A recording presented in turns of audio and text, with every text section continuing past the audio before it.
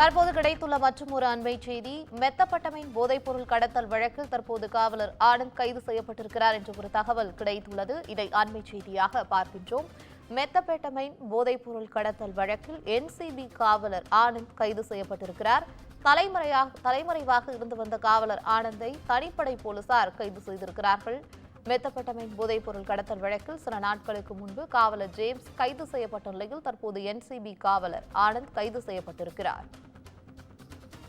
இதுகுறித்த கூடுதல் தகவல்களை வழங்குவதற்காக செய்தியாளர் சுப்பிரமணியன் இணைப்பில் இருக்கிறார். வணக்கம் சுப்பிரமணியன், உங்களுடைய தகவல்கள்.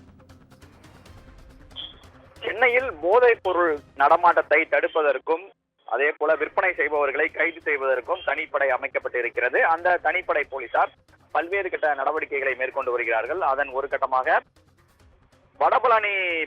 வடபழனியில் வைத்து ஜேம்ஸ் என்பவர் கைது செய்யப்பட்டிருந்தார். அவர் வடபழனி காவல் நிலையத்தில் காவலராக பணியாற்றி வந்தார். அதன் பிறகு அசோக் நகர் காவல் நிலையத்திற்கு இடமாற்றம் செய்யப்பட்டார். ஜேம்ஸ் மெத்தப்பட்டமைன் போதைப் பொருள் வழக்கில் தொடர்புடையவர் என்பது தெரிய வந்து அவரையும் போலீசார் கைது செய்தார்கள். கைது செய்யப்பட்ட அவர் நீதிமன்றத்தில் ஆஜர்படுத்தப்பட்டு சிறையில் அடைக்கப்பட்டிருக்கிறார்.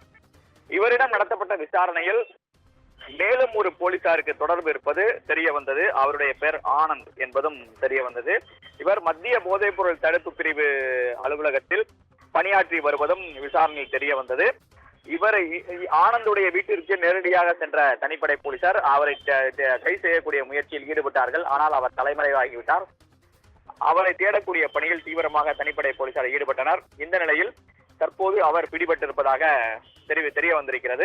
ஸ்ரீநகர் காவல் துணை ஆணையர் அலுவலகத்திற்கு ஆனந்தை அழைத்து சென்று தனிப்படை போலீசார் விசாரணை மேற்கொண்டு வருகிறார்கள். பெங்களூரில் இருக்கக்கூடிய ஒரு போதைப் பொருள் கும்பலிடம் மெத்தப்பட்டமைன் போதைப் பொருளை வாங்கி வந்து குறிப்பாக ஆப் மூலமாக போதைப் பொருட்களை இவர்கள் விற்பனை செய்து வந்ததும் விசாரணையில் ஏற்கனவே தெரிய வந்திருந்தது. அதன் அடிப்படையில் தான் ஆனந்தும் இந்த வழக்கில் சிக்கியிருக்கிறார். ஆனந்திடம் விசாரணை என்பது மேற்கொள்ளப்பட்டு வருகிறது. தகவலுக்கு நன்றி சுப்பிரமணியன்.